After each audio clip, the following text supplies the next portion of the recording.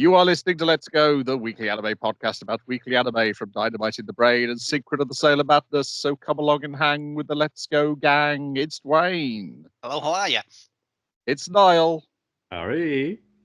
And it's me, Brian. And on this episode, we are covering anime that aired the week of March the 22nd to March the 28th.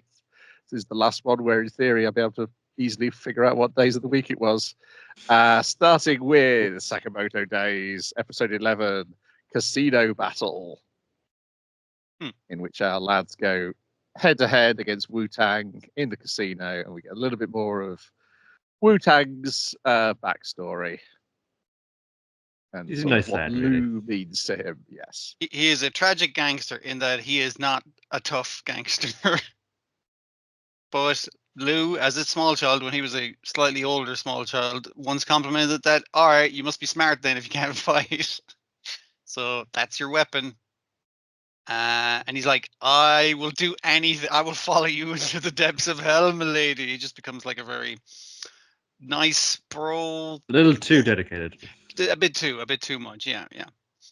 But he's not willing to compromise this casino game of who can earn the most money, win the most money in the casino, because he's fine with the lads cheating a little bit, but not too much.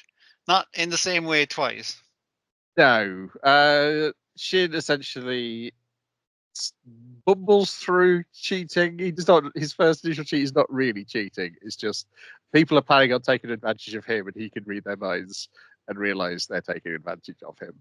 Yeah, him bumbling and dropping his hand, and they can see his hand. Is like, that's a good hand. I better bluff him to tell him that that's not a good hand because it's clear he's a fucking newbie. And he's just like, so it's a good hand. Is what you're saying?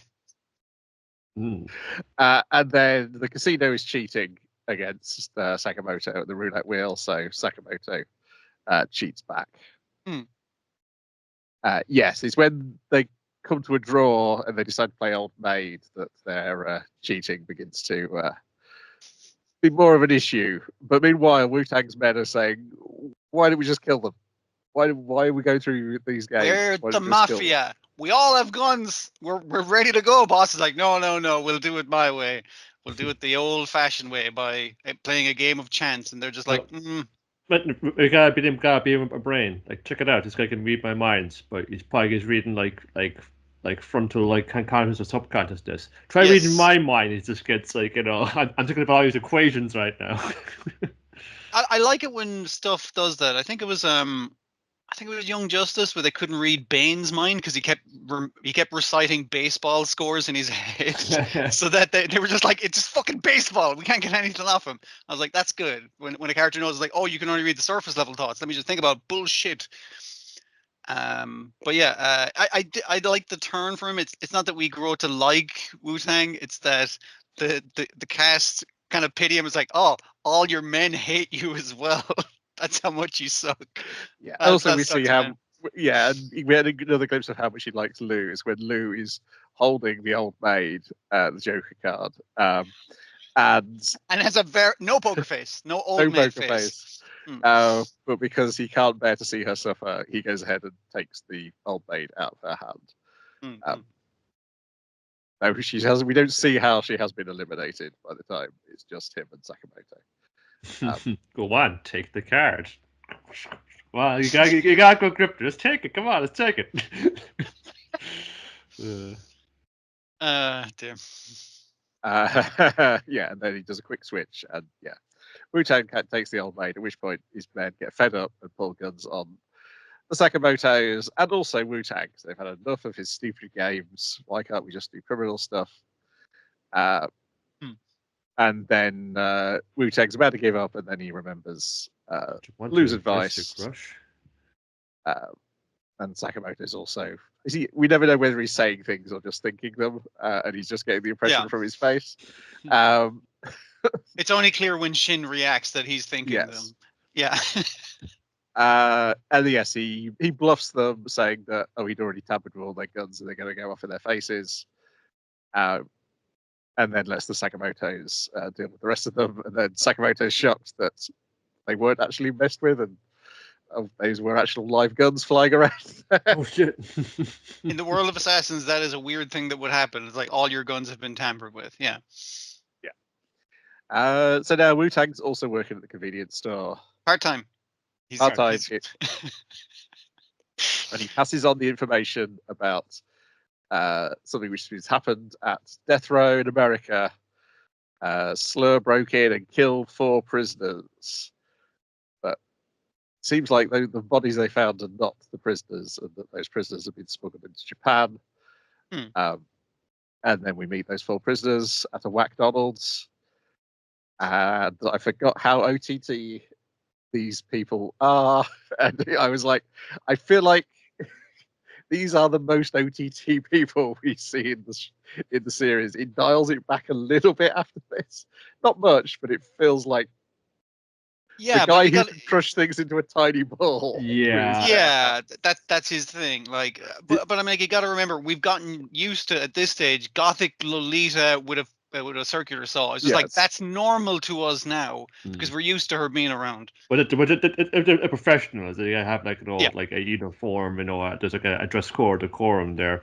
This is like as almost the exact same sort of atmosphere as when the 6 worst criminals in the world all come to Japan to fight Grapple or Baki. They swim to Japan like fish, attracted by the threat of violence from Baki the grappler. Yeah. But in this case, they've just literally been hired by an injured deer man to get them. I think again, everyone just reacts as like, oh, is that cosplay? It's just like everyone's not reacting to this deer man in the middle of this Burger King or whatever the fuck. Yeah. I do think the anime made Kashima's backstory during the lab arc hit harder for me than it did initially reading the comic. Obviously, part of that is I know where the story's going, but you do feel a little bit more sympathetic for him here, where he's like, I'm just now a messenger because my attempts to please the boss didn't work, and now I'm going to go along with this plan, which he doesn't feel like he thinks is a good plan. You're getting the tone more from the actor, because the actor's like, well, if the boss thinks hiring getting these 4 psychotic murderers, not actual like professional killers, to do the work for him, it's like, I don't question what the boss does because I believe in him absolutely. Yes. You're getting that from the actor, but in the comic, it's just deer head man and text, no fucking expression. So we didn't know what the tone was. Kind of because you get the tone that he's trying to convince himself. Yes, that this is a good idea. And we already know from him getting the shit kicked out of him on a train that he's in way over his fucking deer mast head. So, yeah. And, they've brought them in to target Shin, Sakamoto, and I should really know their names by now. Heisuke. No, he's not on the list. It's Shishiba and... I think it's the Sakamotos, everyone working in the shop. I think the A4 we see, the A4 page we see has got Sakamoto, Shin, Shishiba, and I forget her name. It's the Gothic Lily. Or Saragi. Oh, yeah. Sorry, it's the guys on the order as well. Yeah, you're right. Yeah. The Sakamotos ring up Heisuke to warn him. About it. I remember it too. Like it was playing out Wu-Tang and he overwhelmed Shillen's mind. It's kind of like looking into the sun through a magnifying glass. Yes. Cut to like a little cartoon of Heisuke doing that exactly. Like, yeah, he probably would do that and make it down to it. Who's stupid enough to do this? Oh yeah, our boy. Oh dear. Talking of cartoonish drawings of people, it was only this week that I realised in the second ending for Orb, when it's showing of like who 2 of the people are in the scenes. Like what is like, because it's like showing various characters as children with their parents or parental figures. And one is Antoni with his bishop father, and then the very last one is his name is the guy who gave Raphael, who came into Raphael's house in the very first episode. Oh, as a child, because I was like, who's that long-haired, sort of white-haired child? So I was like, oh no, him. He was. He was always ugly. Yeah. Well, we don't see his face. We see his dad, who is a character we have clearly not seen before. Yeah, I was like, oh right, yeah, finally figured that out. as always, trying to help somebody else elsewhere. He was getting very confused because of how quickly things were getting passed in the first few episodes of again, like that show. I'm kind of. I really need to check out the backlash from it. I assume there is a little. I did enjoy it. Backlash. Is there people not? love the ending. People seem to Thank love the ending of the goodness. anime. It seems like the kind of thing people would complain about because it is good. Like, but just the idea, like, I feel like this would piss people off. It's like, what? So it wasn't fucking real? It's like, yes, that's not what's important. I think the way it ended, like, actually, like, assuaged more of their kind of issues with how what's going on. But saying, geez, this is the fucking meat grinder. Just like slaughtering these people, every 4 episodes. And saying, yeah, but it's in service of this thesis. So just follow it on to the end, and I'm sure it'll all pan out, and it did. But on that, I did like the opening of, like, here's the character walking down the street. That character's fucking dead. Here's a different character walking down that same street. It was just like, they had to replace everyone out. Yes, but the opening is always the first character you see in the opening is the main character for the arc. Of that arc, yeah. If only they had like a version of the intro that had the sound effects, then it would have been perfect. Whoosh, or so forth. Anyway, back to things which are happening this week. Kinnikuman Perfect Origin Arc, episode 21. It was Warsman reboots. It's a double entendre because he needs to reboot in the fight because he's getting the shit kicked out of him. But also, it's a reboot of his character because they introduced the thing into his origin that changes the context of him. Because as Polar Man says, I know all your shit, Warsman. You were made by the Russian government to be a Trojan wrestler. You're not even a real Trojan.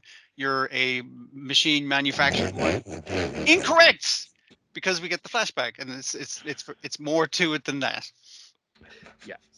So this was this was post Kinnikuman, pre Kinnikuman, Perfect Origin arc story called Warsman Begins: Confessions of the Mass. Warsman Begins. Oh, that's even better. Yeah. Which I think came out. It was collected in like the final volume of Kinnikuman, but that's like from 2010, where it collects a bunch of single stories from elsewhere. I think this came out like early or like late 2000, after Batman Begins, because clearly it's riffing on Batman. But yeah, so the bulk of this is a flashback to Warsman's new origin story. It's so good, man. I fucking loved it. He was built by the Russian government to be like a robot soldier, like wrestling cyborg man. But he was just a child like any other once. No, he wasn't quite like any other child because he was a child who was being derised by other children. Get out of here, robot! Yeah, you suck, robot! And he was wearing like a bag on his head. It's like, why is that child wearing a bag on his head? Because his father was a robot, or became a cyborg to like try and shore up his fading wrestling career. And so naturally, like cyborg traits are passed down from parent to child. Cyborgization is genetic, as we all fucking know. So he goes home to his anime wasting disease-ridden mother, and she's like, "Don't get a doctor, son. I only have enough time to explain your secret origin." So here's the deal with your dad. Your dad was, what was it, Mikhail Man or something like that? He's Mikhail Man. His mum's I just picked a Russian name. I got lucky. Wow, good job. He was a famous Russian wrestler, the champion of the Eastern Bloc of wrestling. But he's like, I'm getting on in years, honey. I want to be a cyborg, and I'm going to go to Dr. Wiley to hook me up. Yeah. And she's like, but honey, I love you. Even if you get old and wretched and like fall apart and everything, it doesn't matter because I love you.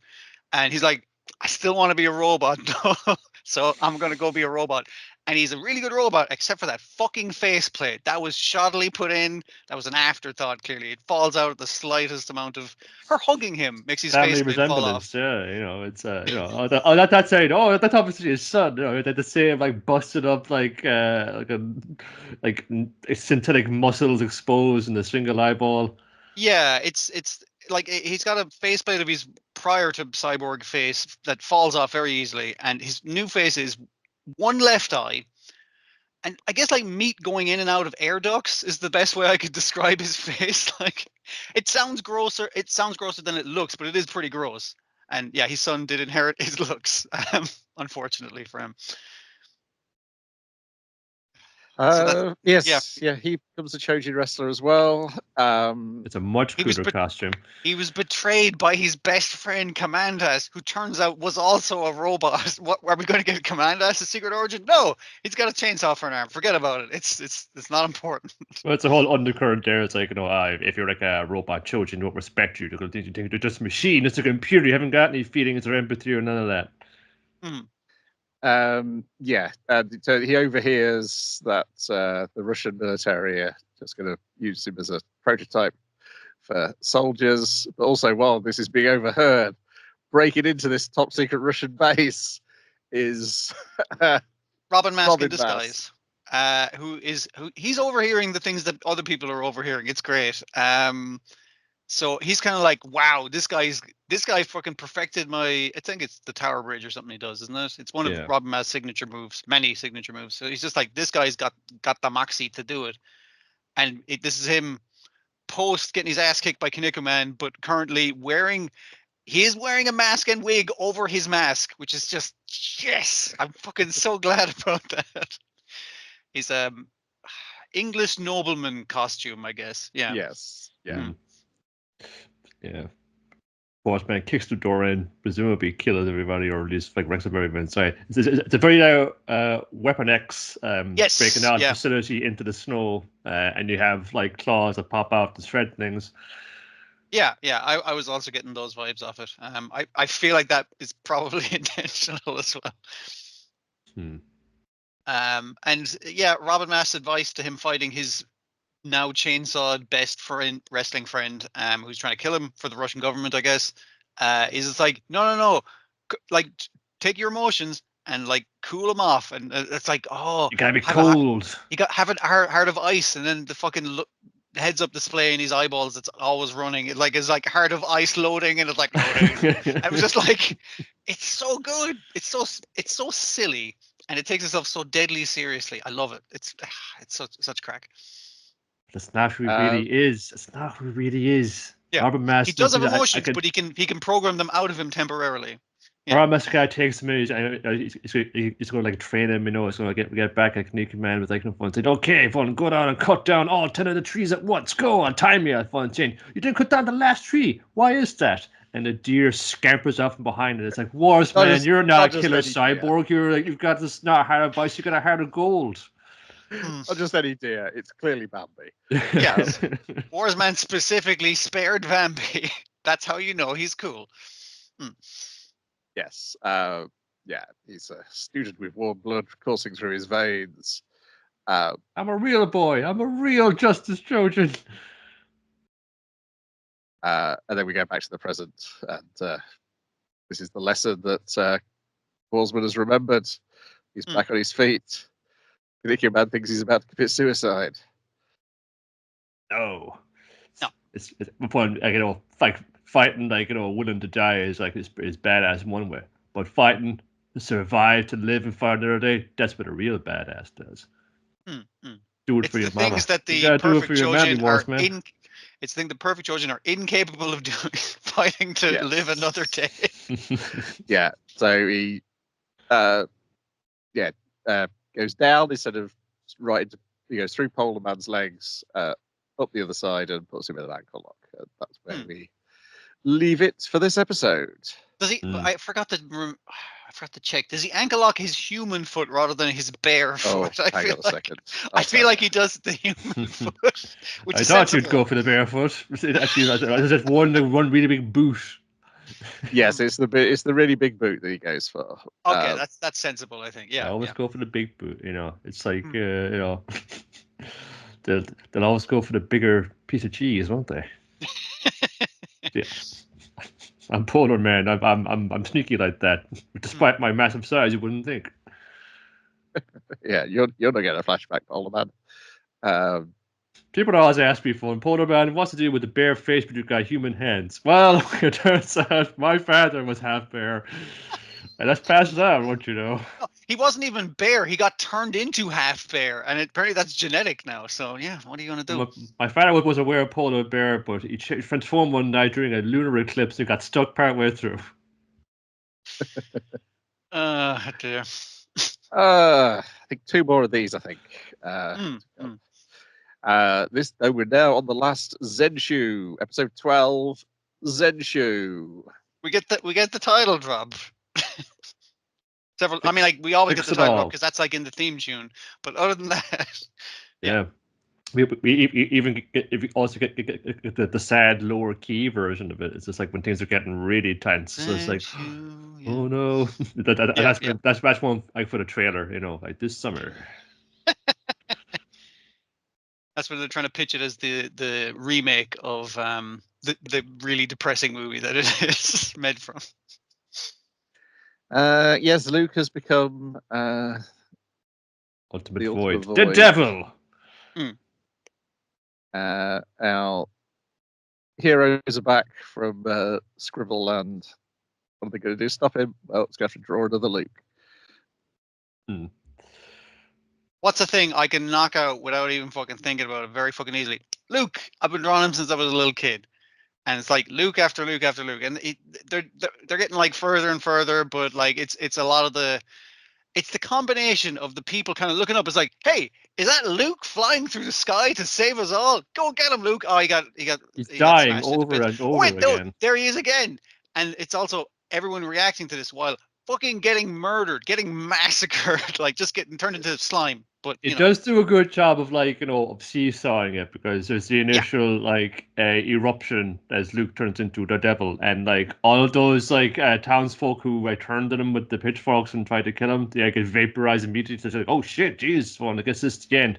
But then you see all your favorites, evacuating, like, the mirror going, stay away from the slime, it'll melt you. It's like, oh yes, all your favorites are going to get away, except they can die as well because they can't hold back the power of the devil.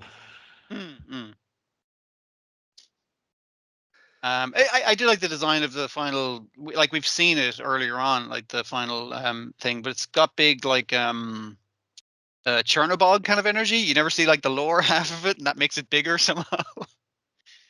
It's a good look, but like the just the sheer tragedy of the like everyone just getting, it's like, Justice getting to go like, no, Mr. President, in front of the orphans and whatnot. Like everyone gets a little bit of tragedy of getting turned into fucking slime and massacred.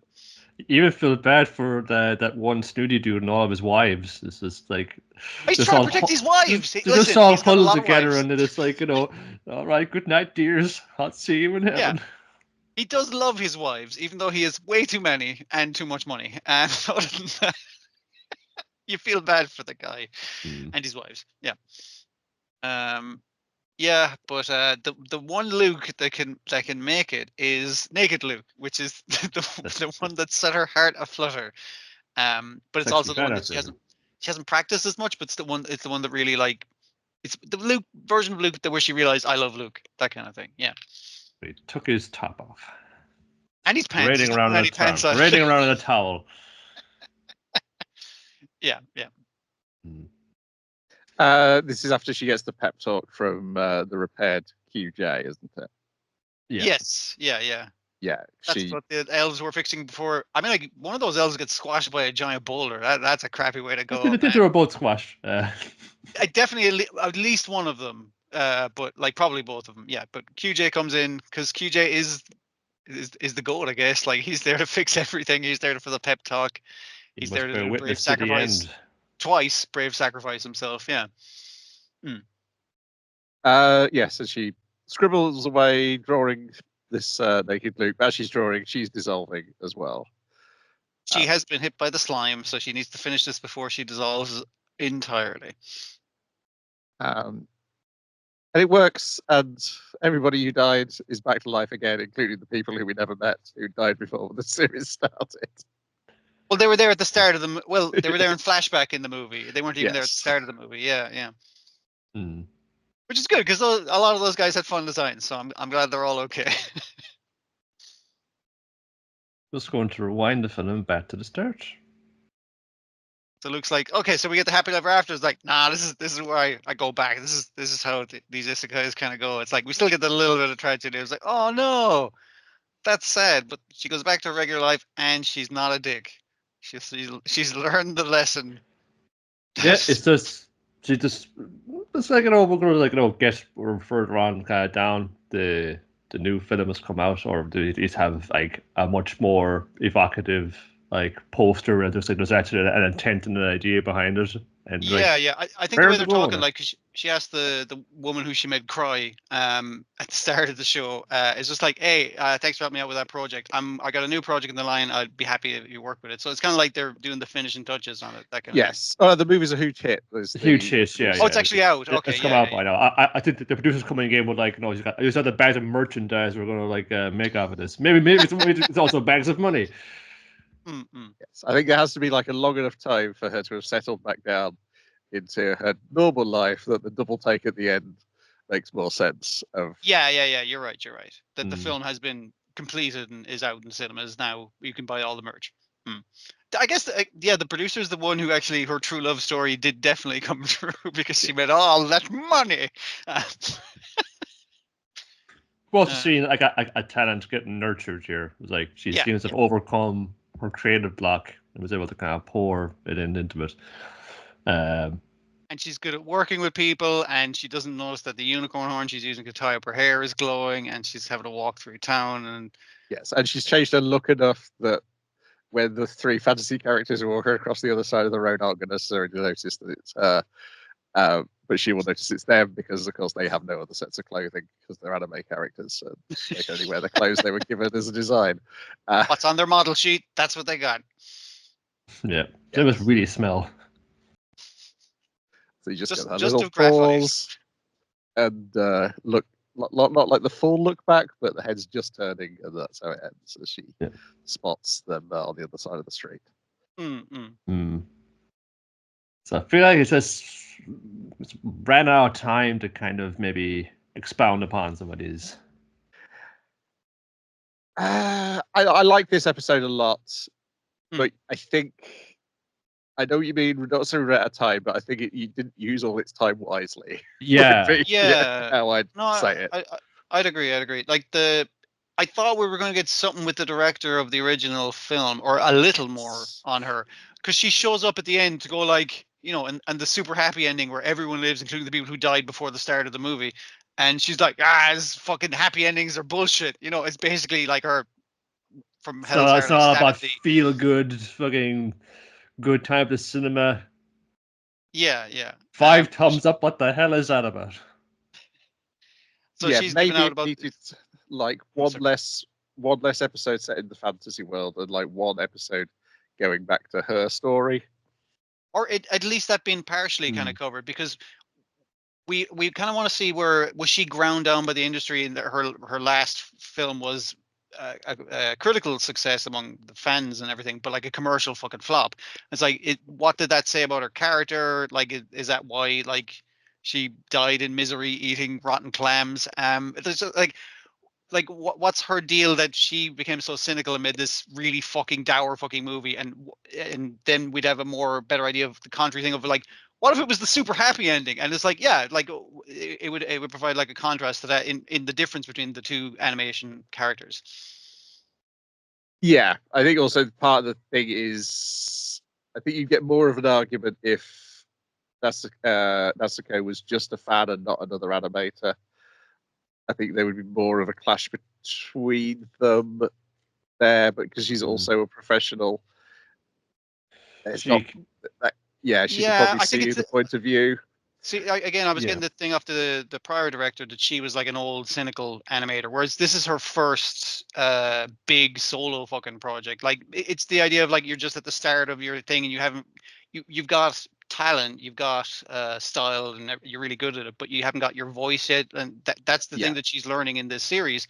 But we don't have it in contrast to the other director. What's her deal? She's a bird now. Fuck it. Yeah, I think it's because this is only Natsuko's point of view as a story. Yeah. Even when it's other people's points of view, it's their point of view of her. Yeah, we're getting an external point of view of her. Again, that's probably one of the best episodes in it, where it focuses on how did other people view her. They like her, but she has not figured that out yet. She has not figured her out yet, is the thing of it. Yeah. Because just even looking at, like, from her interactions with her, it's just like, like you seem to be like, as a person, you seem very, very cynical and very bitter about things that turned out. But that said, I still love your work. I still love it enough that it's what like was like why I kind of turned to it every step of my career. Even here right now at the end of the fucking world inside here, it's what I turn to try and save this day. Like it's always been this thing that's supported me. It's like even what you said, fun saying, I fucking hate you, Natsuko, but I love your drawings and what they do for people. So like it isn't to say that's like someone with like a very bitter and twisted view can't produce something that has like affects people and like gets to them emotionally. It stays with them. Like her cynicism is kind of like this flatness because she hasn't figured out like the reason. She's figured out her passion, but she hasn't figured out the reason why she's passionate, like what she's trying to make with that. It's just like I need to animate legs moving around perfectly. Like it's just like it's singularly obsessed and focused, but it's not like to an end goal. Like what are the stories you want to tell? What are the kind of things? And that's why she has to figure out what true love is, because she's telling a love story as her first major directorial work. So that's just to remind her as well. Like like before you get too ground down by this that. Why are you in this for? Like, it is because you have this love for it all together. And even when you're examining it, like, from a technical aspect of things, so why does that entrench you so much? Do you want to go to those lengths for it? It's just like along the way, it's like you got so absorbed in doing the work, you kind of lose your reason, your truth about why you're doing this. Yeah, it doesn't quite like voice a lot of that stuff that we're talking about, and that's kind of the not frustrating thing. It's just like it feels nearly a little unfinished. Like it doesn't quite stick the landing. It's still very enjoyable. Like I like you're saying, Brian, I also enjoyed this episode. I like the fact they went the super happy ending. They got their everyone fucking dies horribly, depressingly. Super happy ending. Oh no, but she has to go home. Oh, but they might be in her world now. It's just like it gets to do everything it wants to do, but it just kind of rushes through it. Yeah, it was obviously she was not in a coma, or at least maybe like maybe like her soul literally departed her body and went somewhere else, and she was in like a coma all this time. But it wasn't a coma dream. It wasn't like whoa, wow, what a bizarre thing. Which is that even if you want to kind of do something with that, that's not like an illegitimate way to do it. It's like some great thing to do it, like because this is about someone kind of confronting their creative difficulties and how do you overcome it. What is their like reason for doing this? And that can come to you in a comic fantasy. That's fine. It felt a bit like now when you kind of blurred the boundaries between the two worlds, and it felt very like the ending of a never-ending story, where everything gets destroyed. But then you got to appeal to the person, this outsider here, who's like your imagination is what's creating this place and allowing it to live. So we got to like appeal to you directly, like give us a happy ending, like give it to us. Only you can do that for us. The other thing was I was thinking, like, and again, the never-ending story is an apt one, because I was thinking the metaphor for the voids is like, is that like a void in her that she has this passion, but it's to no end. It's like a void in the creative process, whereas the original director's one was like, its void is like, it's just a fucking baddie. It's just a baddie to make everything fucking miserable because I'm miserable and I'm gonna make a miserable fucking movie. But it's just like, I think the voids just represent generically a baddie that we have to defeat in the thing. There's not a huge metaphor to it because it never gets across that in it. Like there's no background to them. They showed up to kick everyone's ass one day. That's it. So, that's like that said, like I don't feel like I've like cheated off it. It's just like no. It still felt like it's satisfied. Probably by last episode we kind of had like there was a real like kind of it was kind of crystallizing about like, oh yeah, she's fucking doing this because like there's this kind of kid inside her and she wants to just indulge the proclivities of that one. Everyone has that, and that was very universal. But also kind of like bring this to an ending somehow, and that's where I feel like we needed to maybe expound upon a bit more in that sense, but it didn't. We through this have learned the existence of at least one animator who can draw horses.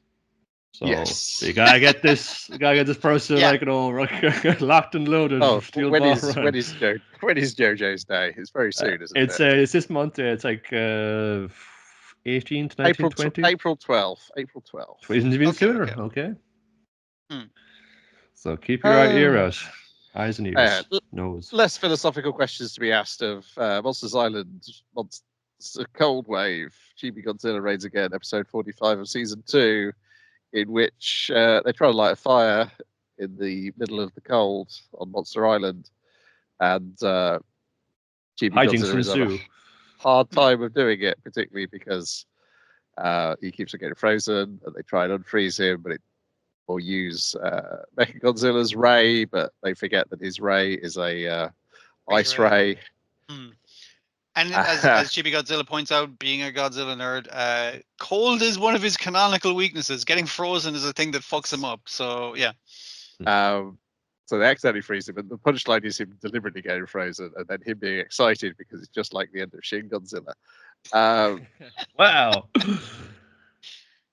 Also, they bring back the fact that there is a microwave inside Chibi Mechagodzilla. Because at one point they heat up a soup inside him to defrost Chibi Godzilla. I was wondering if this was the last episode, but no, there's another one came out today. No, it can't be the last episode. We've watched episode 46 already, so it couldn't. Like, we've already watched the last episode. If it was, I think we might have watched the last episode already. Yes, but 47 is next week's after 45 this week, right. Okay. Which appears to be a Saw parody for the kids. Yeah. I mean, the Godzilla references, to really fucking esoteric Godzilla references, are also for the kids. The kids love Shin Godzilla. Yeah, of course. Then we got Dr. Stone, Science Future, episode 12, Reunion, in which we discover how the guys tunneled into the base, and then how they're going to leave the base with Dr. Zeno, kidnap him, get on a boat, strike a deal with Brody Dudley, and generally make an amazing escape. It's a really... all your favorites. I didn't check how many chapters were in this one, but it does feel really packed. You know what I mean? There's a lot happening. Like, even the contrast of the last episode, because it was Tsukasa doing a stomp that made it look like they burst through the floor in Zeno's office to grab him. But no, they came up in the cowshed. They had to fucking make their way through the building. And I was like, that's very good. Them sneaking through the building and opening the door to all the guards, and then it's like, stand the fuck back. It wasn't pretty good. It's just like, well, we shouldn't go in here. Oh, I'm sorry, I didn't see you. I'm very sorry. It's good hijinky kind of stuff. It's like, no, it's a great plan, and but also they are complete fuck ups. Is the important fucking thing, because once they break in as well, like their plan is to steal a boat and leg it. Like, that's as far as they got. And Senku's like, brilliant. I'll hop on the boat and we'll keep fucking going. And it's just like, wait, we'll leave the other guys behind. It's like, yeah, we'll leave the other guys behind. Come on, no fucking time to plan more than this. Not all the favorites are here. Like, some of your favorites, someone's favorites, but they're not like, they're top 10, they're not top 3. I'm going to remain on the big boat. Yeah. Everyone's here. We got Suika, we got Taiju, we got Francois swam over because everyone loves Francois. Oh, we had to bring Koheki because, like, I actually, that's how I like how they escape the lads from the boat, where it's just like, oh, you don't have to cut my ropes, just tell me something that'll make me fucking rock hard. I mean, by which I mean I'll get so muscular I'll burst out of my things. And it's just like, won't that burst all of his clothes off as well? Doesn't matter. So they escape, and then our capable girl is kind of like, oh, some guys jumped overboard, I'll go get them. And, you know, just wander the fuck off. Stanley just really like a massive dude going to phone saying, yeah, okay. Just not. She always says she's a capable girl. I believe her, you know. So we'll let her do it. Yeah. She sounds very convincing. Yes. But there's just the plan of, we're gonna escape in this boat. We literally just robbed off these guys to South America. Let's fucking go. And Stanley's just gonna have to catch us up. And we have two people who speak English on the main boat to negotiate with the Americans. And one is a reporter, which is excellent English. The other one has very passable English, just enough to understand lyrics. She's learned a lot from, like, apparently from listening to the CDs, and she knows the lyrics. And probably maybe a lot of message boards where you're arguing with people. Which makes her the president of Japan. And just de facto president of Japan for her, which is great. I'm glad she gets some more doing. What's this weak bullshit? No. Yes, because I was trying to remember what's Nikki's deal. Oh, she's just a really ripped teenager when we first meet her, and now she's a really ripped 20-something. I really like her character, but the standard problem with Dr. Stone women especially is like her tits just keep getting bigger and bigger. It's either your tits or your hips. They keep getting bigger as the show goes on. But she's also like really fun, and just her like trying to get in these tense negotiations between the Japanese and the American different things, and her just going like, "Shut the fuck up! You're gonna give us fucking immunity because we're fucking cool." And man's just like, "I like your moxie, kid. All right, I'm the president of America. You're the president of Japan. Yes. We got peace between our countries."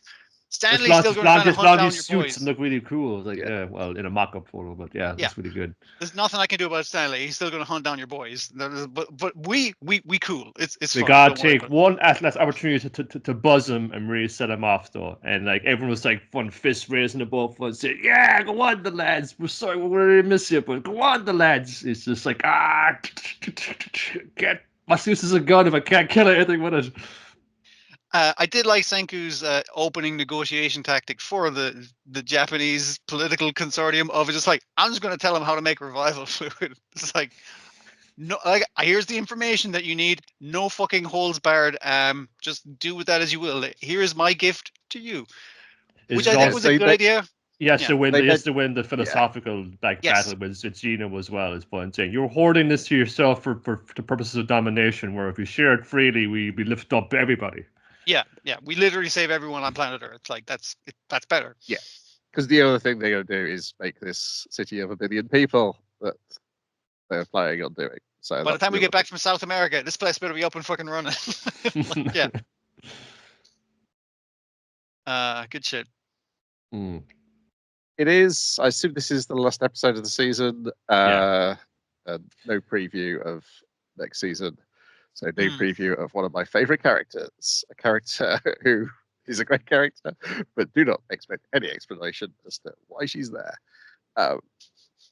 It's all part of the mystery of manga. And deadlines and editorial suggestion, let's say. Yes, I think just generally I think what they're trying to do is, I don't think this was editorial suggestion. I think the idea is because of whatever it's called, the thing about how scientific discoveries get faster as you build on. Ramping up. That is how the pacing of the plot happens as well. Even if it's an episode, but that kind of helps. That's like, this is based on a finished work, so we know that we can kind of tie this off, and just like one, just go boom, boom, boom, boom, like big escape with this one big chase scene in one episode. This never stops. And they were ramping up speed of scientific progression, but the constant Dr. Stone thing of learning shit in the wrong fucking order. You know what I mean? Like doing one discovery is like, why the fuck are we doing candy floss before we're doing copper wire? It's like, well, candy floss leads to copper wire, that kind of thing. Just madness. Good stuff. And then following that, we got even more conniving and conspiring. More Inagaki. Yes, it is Trillion Game episode 25, The Collar of Money, and episode 26, Game Changer, and also Plot Changer. So don't expect another season of this. Oh no, that's unfortunate. I also kind of wish these things were separated out, because I did like the cliffhanger of The Collar of Money, but it's like, well, the episode's there. I'm just gonna go put it straight on. Like, I think technically you could get another season because of how the present day stuff has been handled recently in the comic. It was very the kind of finish. This was very much like, looks like our Trillion game is just getting started, and to find out more, we're going to buy the comic. Yes, it's there's like, I think that like the very next thing in the comic is it Kari, the newscaster? It's like her versus Kirihime in like a press conference. Because much and all as the plot of the current arc did bring Kirihime back as like the third main character, she doesn't have much to do in this ending. It's kind of like the president of Dragon Bank is like, well, I guess they fucking showed me, like, and like basically saying it to the camera, and then it's like, bye everyone. And then the whole sector's up saying, oh, I this bring about a lot of memories. If only Haru was here. That's because he's been Here he inserted is. himself inside of like all of like Goofle and all of the big technology companies in California, and he's been learning all this. Our public bust up was actually staged, so we could just engineer this more convincingly. That the current arc in the comic does have. We've had a public bust up because we're trying something else, but it's quite different. And then it goes in an even more not surprising because they foreshadowed it. We've seen the foreshadowing in these TV episodes of where the story is currently going in the comic. Yeah. My brain is now readjusted to the not having those 50 chapters that aren't up on the Viz site yet. I'm like, my brain is now readjusted to where it's going. It makes a choice which makes me think it's a strange choice if it is if they have done what I think they've done. But maybe they've decided they could get more out of the story than they were originally planning on doing. Okay, so not a Dr. Stone. We will get this done in a tight time frame, but like we could probably spin more yarn out of this. Yeah. It seems like they've thrown away the idea of the present day scenes. Oh, okay. I think I can't tell for sure because I'm missing 50 chapters. Sure, that's gonna mess with it a bit. I suppose you've kind of seen how that trick was pulled out and saying it's like, oh, there's so much time. Like, Harrow's not here. It was like, there's another gambit going on. I presume then, like, the story will jump across and we're going to get a whole section of what was Harrow doing all this time in California or America? Well, Harrow is doing something not in America in the comic. He's doing something in his hometown in the comic. Okay. After the split, the way the stuff seemingly gets thrown away is quite clever because of where the comic is now going. It has like a believable place of why he would have been dreaming about this, and that is not actually in the present day. That was just a dream he was having in a car in one chapter of the comic. Right. I think. I don't know for sure because again, missing 50 chapters. You're missing a lot of context, yeah. And there does seem to be time. The degree of time has passed because the assistant character who's in those present day in the anime, she now looks like that in the present day of the comic.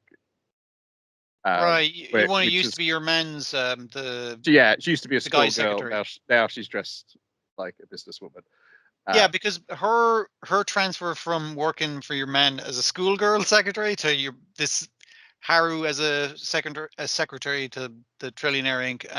But also Rin has completely disappeared in the future, so I don't know what the fuck happens. But Rin is definitely there. She's a big part of the current plot. Yeah. But I mean, like in the show, like the future section, she's gone, much like Hirahime. I think she does eventually appear in those present day sections because of where this not the most recent chapter. I think it's like the previous chapter. But yeah, this story though does go on a lot more, and the mithril characters who are introduced in this hang around a lot longer than just this arc as well. That's good because I like a lot of the setup for this news team, this crack news team that they've assembled. I think these two episodes work in terms of like giving it an overall arc to the show, but you can see and literally they go like you said, now we have this Trillionaire Games just begun. They can do more stuff. They clearly are doing more stuff if you follow the comic, but like I think it does. A decent thing of wrapping up is just like all the characters have learned things and we're at an ending. It even feels like a faster kind of condensed version again of the game development bit when Harrow is just kind of like will be kind of cold and indifferent to like what they do. It's only just like a step along the way to the Bear Giggles game.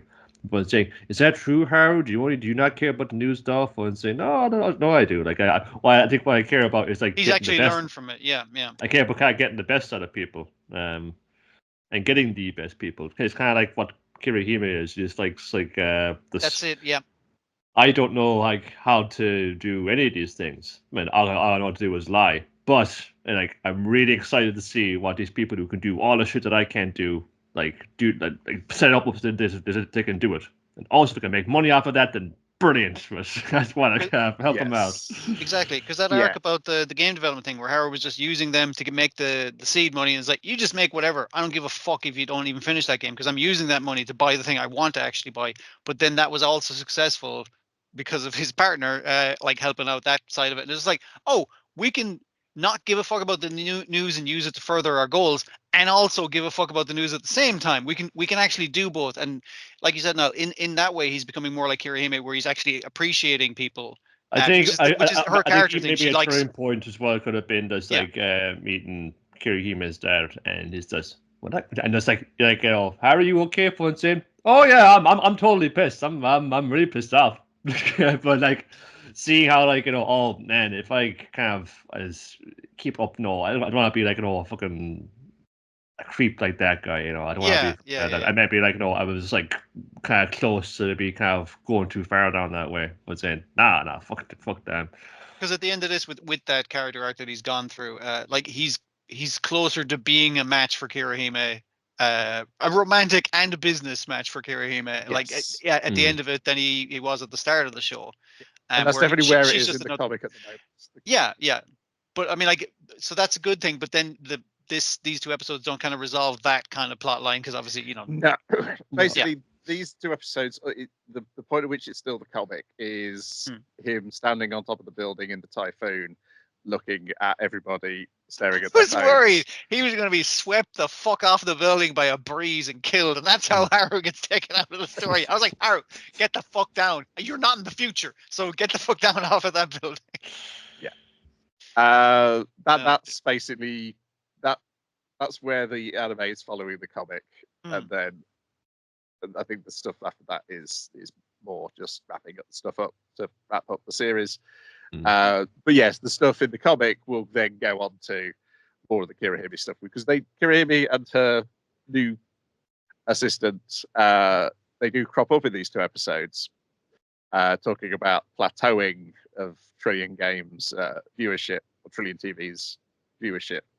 But that's about it. That's all they really get, because it's more about the news producer becoming less cynical in the digital age, realizing he can do the things he wanted to do as a producer and still make money for people. He's lambasting the guy, where it's like, why the fuck are you interviewing salarymen? This is the time of thing that women are at home, housewives are at home doing the thing. You need to interview housewives for this time slot. And he's like, actually, we can just replace those based on the viewership, and we can replace by male or female demographic, or age or occupation, or we can actually we can algorithmically change that for them. And he's like, that's everything I ever wanted to do with fucking news. I wanted to appeal directly to the people who it would appeal to. That's actually my fucking jam.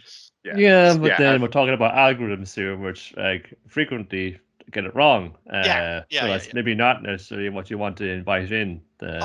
Haru pisses me in these episodes. Haru does piss me off. It's like, maybe I should invent an AI to solve this problem. It's like, shut the fuck, Haru. I'm gonna fucking. I like you, but I'm gonna slap you. Shut the fuck up about AIs for a fucking minute. You mean Gaku? Sorry. Why do I always mix their names up? I don't fucking know. I do mean Gaku. Yeah. Because Gaku does not. Sorry, Haru does not know what AI is, as far as I can tell. He would ask, but yes, he wants. Which also means we don't get the AI anime arc that's in the live action one. How convenient! Don't piss off the animators. Don't bite the hand that feeds you, or makes you in this case. Yeah. I don't think that's in the comic either. Yeah, because there was a few things about when they're discussing how advertising works in Japan that raised eyebrows. It's like the idea of putting newscasters in adverts. Because they're a trusted source now. Yes. It's like, oh yeah. I was like, that would never fly over here. Well, it would. I mean, there's different kinds of corruption over here. You can have fucking members of parliament being paid to write a column in a paper every week, for instance. Yes, that flies. That's different, though. Because that's all establishment. It's not filthy advertising. I mean, you could also have I don't know, former prime minister, top of my head, Tony Blair, being paid by an AI company, and then going AI is fucking really good. It's like, Yeah, there's a different kind of corruption no matter where the fuck you go. Yeah. So. Yeah, it's education. I'm sure it's educational to people in Japan as well when it starts throwing those numbers around of how much advertising. Yeah. is Trillion spent. games about riots in Shinjuku. They're doing what to us? Fuck this. I think, one of my favorite bits is when he's speaking to the guy who definitely was never in the Yakuza about putting his stars on the channel. He's like, okay, I can put them on, but I'm not going to give you a discount. I wasn't going to ask for a discount. I'm going to ask you to pay me to put them on the TV. Yeah, and he's like, you got the balls to ask me, clearly not a Yakuza businessman, to fucking pay you to make this TV program. I was like, yeah, it'll give you legitimacy. And he's like, fuck, you got me. You got me. It will fucking give all my guys more legitimacy, and that will make me more money. That's a fair point.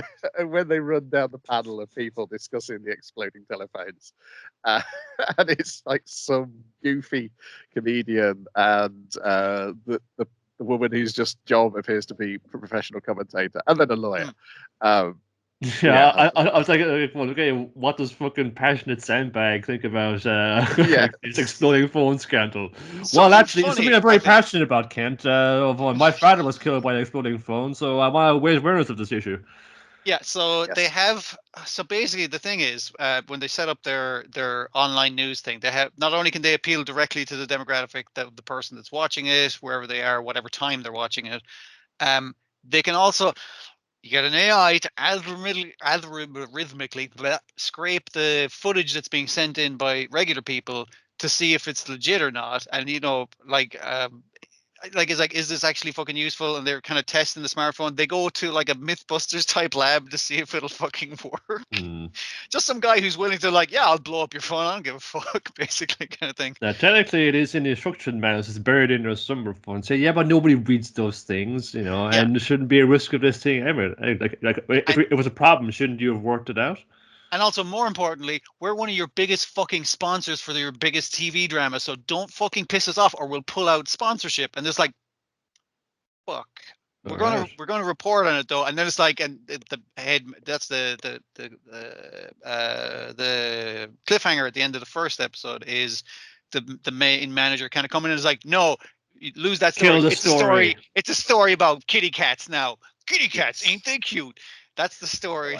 What's Akari going to say? She going to read out the kitty cat story? Is she going to maintain her journalistic principles that we know she's like straight as an arrow with regards to how she goes at things? Or will she read the cat story? Because it'll get too many other people in trouble, and she doesn't care about everyone else. Okay. And she's crying as she's reading about all these cute. Oh, they're so cute. These cute kitty cats. Damn, compromised their moral and ideals, and now we have to go to dinner with these fucks to smooth everything over. And it's just like, thanks for not reporting on that exploding phone thing. Don't thank us. But just say that out loud to the reporters from the Asahi Shimbun listening behind the wall. Relayed by a text message. Initially taking the phone, that is the kind of phone that explodes, and spinning it around on the. It's such a threatening thing. That's like, is it gonna explode? This isn't my phone. And basically, like, texting him is like, there are reporters fucking recording this conversation. Do not fucking mention anything about the fact that you're paying us off to not report on your exploding phones. And so he's like, hey, thanks for increasing your advertising budget. And he's like, what the fuck is he doing? It's like, and your man's just like, quick, we need you to report about our exploding phones. We want you to break the story. It's important that our customers know. And again, it's the Harrow thing of, it's just like, you forced me into a corner to do a thing I did not want to do, but this will make my company appear more trustworthy and will make me more money in the end. It's kind of like, it's like, we must have thought at some point, well, we can squash this story and like I didn't report about it, but if they can find out, that means somebody else can find out, and we won't be able to have this leverage, the same leverage with them. So let's get ahead of it and try and burnish our reputation a bit. And even Harrow like kind of forcing like the more advertising budget, and it's like, hey, you should donate a bunch of these generators, because it's portable generators that can explode the phone when it's charging. You should donate them to like out of town, kind of out in the countryside places, as a show of good faith.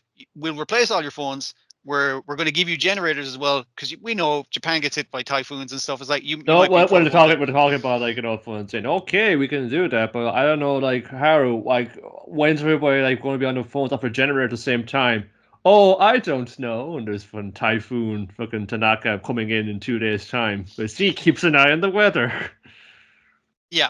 And I mean, that's the bit we get with Kirihime. It's like only a genius could predict a thing that would not fucking happen. But Only like, a genius can go on YR weather and check what's going up and down from it's the the fact that north. Haru has all these fucking spinning plates kind of going. He's like, I fucking set this up. This is the perfect thing. Like climbing onto the building like he's some sort of money obsessed Batman, which I guess is regular Batman. But like going like, yes, look at all the lights going out, and now them coming back on because everyone's checking their phones and they're reading our fucking news. So we got him. We got the fucker.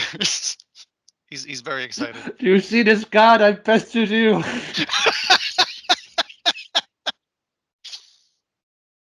It does a good job of the whole, like, again, his arc of like trusting the little people, but also like trying to make money off of them at the same time. Like it's I believe in the news, but also I can profit immensely from the fucking news. He has grown as a character. He's still a greedy cunt, but in the fun way that we like, rather than the head of Dragon Bank. Yeah. Oh man, it's pretty ridiculous comic and TV show by extension.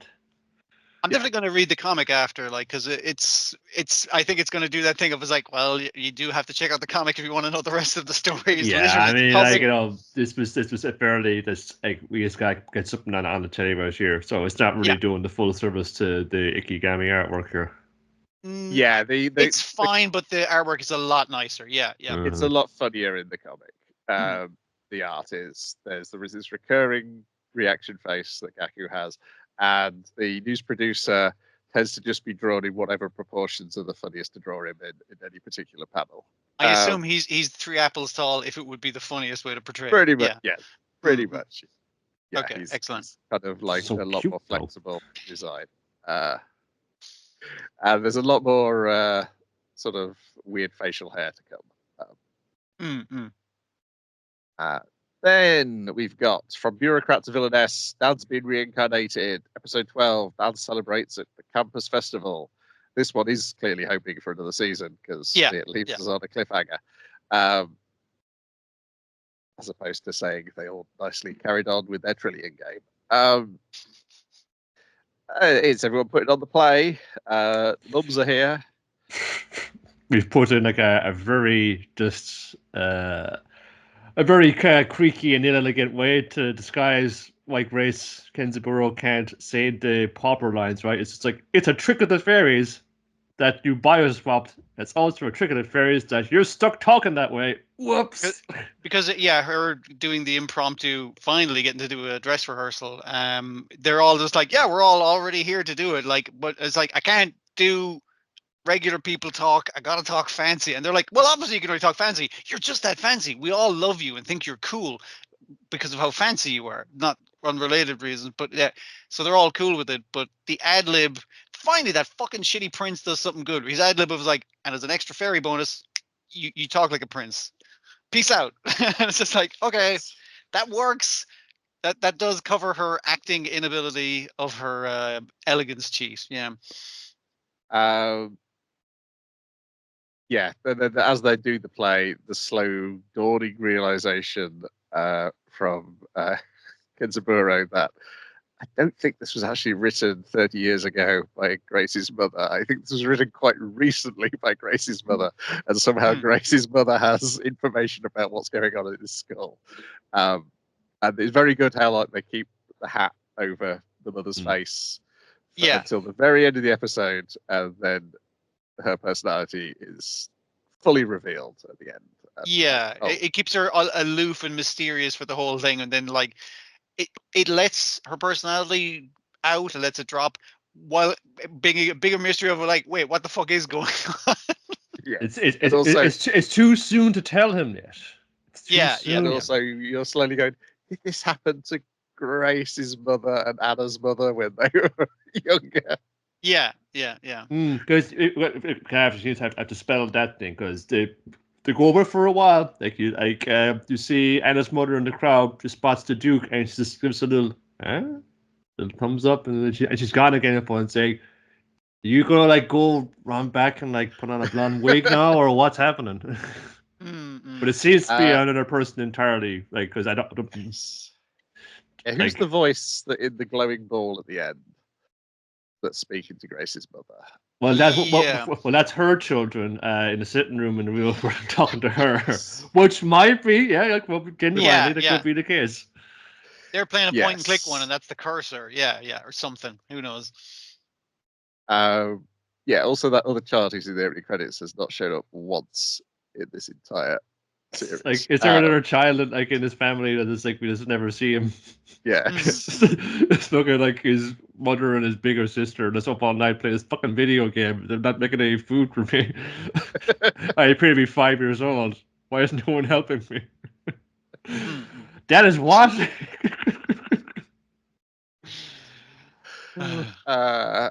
Yes, I hope it comes back for another season, or at the very least someone licenses the comic so I can read it. Because I have enjoyed this all the way through. It's a lot of fun, but yes, presenting us with an additional mystery to the mystery that already exists right at the end of the season is terrible tease if I'm not going to get to see any more of this. And it does its ending, and again, the mom and the daughter and the dad all being aware of the genre conventions of whoever Anna's viewing the fireworks display at the end of the school festival is going to be like the one she has the most romantic interest with. So like dad as Grace is like, I'm fucking going to hide over here. So like, because it's not no homo. It's just like, I want her to be with one of these beautiful boys and complete the game. Like that's how this shit should go. But then goes off to shoot some fireworks in the furthest way you can be from everyone, and everyone like going around the thing looking for her, and they all end up back together. It's like, yeah, I guess we couldn't find her. It's 2 different color magics of those fireworks. That's Grace, and they all level up in the relationship. That's how Grace always up to some antics.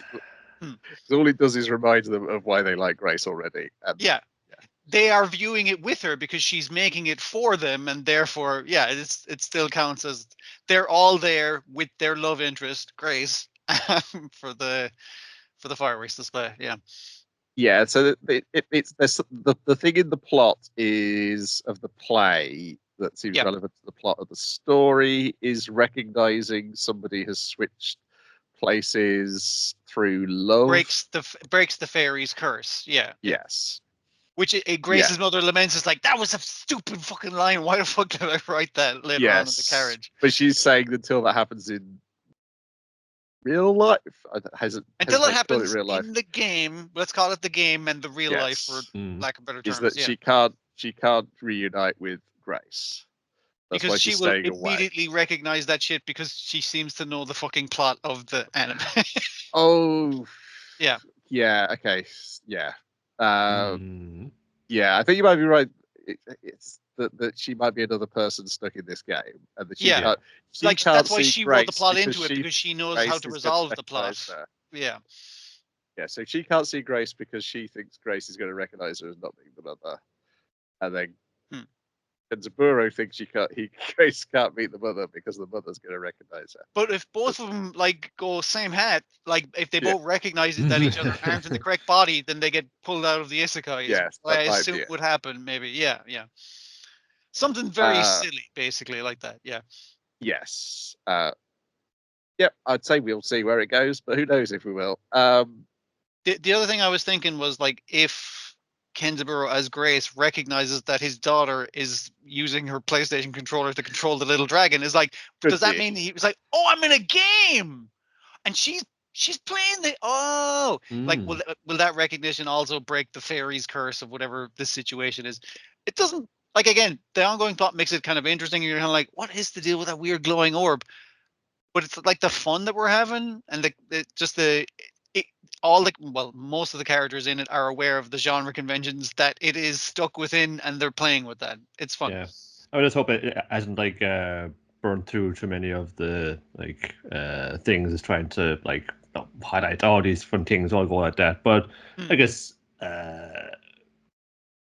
if they're really good too, you'll get kind of obvious ones out of the way early on, and then he was the real kind of like all your real otome game like shooters are gonna like know like what I'm talking about right here. Why it's dumb. Why did she fix it? If I'm in an otome game, it'd be better than this.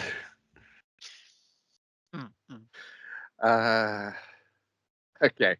I'm wondering where this is going based on some of these topic headers on the Wikipedia page for it. Okay, is this like a spoilers in terms of Prison the genre arc. it's been placed in? Oh God. No, apparently the Ball of Light's name is Ball of Light still, so I don't think that's Okay. We still don't know then, is what I'm guessing. Official name is unknown. Yes. Right. Carry no Maru. And that's it for this season. Yes. Farewell. You're all dead to me. Yes. I forget all new anime unless the same writers put out the similar things in the following year. Exactly the same season. I'll compare them to them. What do we got next week? Well, it looks like we got more Kinnikuman. More Chibi Godzilla. Windbreaker. Windbreaker for sure. I haven't caught up with Fire Force despite having the opportunity to. I'm going to try and power through, but I don't know if I'm going to catch up in time. There is a bundle out now which has a lot of Fire Force in it, and some other mangas. Yeah. That's true. Actually, option. I can't remember how much I've already got of that from the previous bundle. Yeah, I get when I found it out, I was just like, it was in a Discord thing for various podcasts. It's like, yeah, it seems kind of like this kind of stuff in Fire Force series. It's kind of sawdust to pad out the rest of the bundle because this is like the third, fourth time I've offered it, but yeah, it must move. So I remember the thing of Fire Force. It was horny as a lot of animation is, but it was like excessively horny, and it either did enough of that to put me off, or there was just a bunch of other things that we were watching that I didn't have time, I think was the main thing. Because the last thing I remember is your man flying around on that traditional Japanese fireman pole like a broom, just kicking ass. And I was like, that was rad as shit. Why didn't I keep watching that show? It sort of picked up from there. And then I didn't really get a bit really picked up, but I kept hearing all this thing is it really turns it on. Was it kind of gets once the rubber meets the road in it, which it kind of already has. I just jumped into the second series bit of stream. Oh, it was good.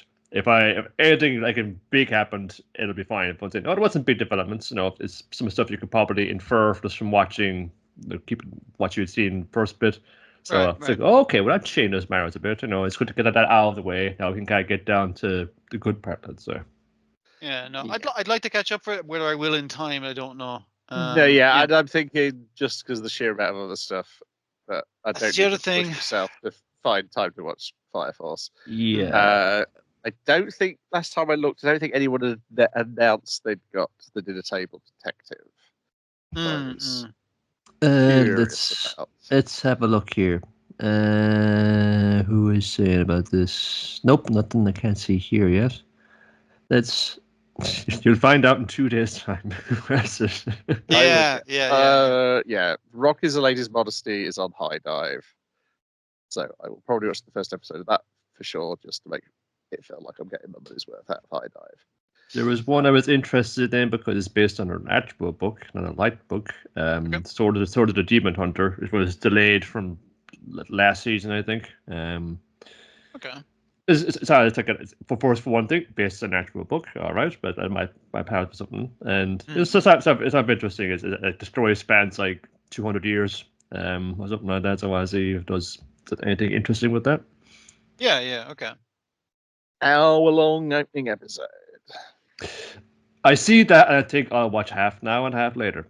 That's the way to do it. Yeah. That's fair. There are so many people. Oh God, it's fucking these multi-fucking length premieres are a slog fun saying, yeah, I agree, they shouldn't be just kind of dumping it all at once. But you have the power in your hands to change that. I think I found as someone who has trouble settling down to watch like a whole movie is like, I can stop this bitch at any fucking time and come back to it. It's not the cinema. I don't need to get it all in right now. You can piss whenever you want. Exactly. Wherever you want. Huh? No. And and then all the sort of weird comedy things that I was interested in, nobody seems to pick them up either. So might be a light week, which is fine because the following week has got even more stuff. Oh, the week after is that's the Avalanche. It is hit by a train that week. Well, second week tends to be when all the really good stuff starts. That latest trailer for Yaiba just made me more mad at Sakamoto Days anime somehow in terms of like, why couldn't it have had this animation? I'm kind of going clean on that. I think I'm gonna be on the hook for that for sure. Anyway, so it's like, yeah, get me in. I've forgotten about Uchujin Mumu, the one about the alien cat. It's like, oh yeah, that thing. I remember watching the trailer for that ages ago, and it's like, oh, it's coming now. Great. There's a lot of stuff the week after that's kind of like, we're going to have to chop things that are genuinely good and we will enjoy because of all the other fucking shit we're enjoying. Yeah. That's going to be a tough one. It may be just the things we've already read the comics of. The alien cat's actually a racist. Damn it! That was so close. Yeah.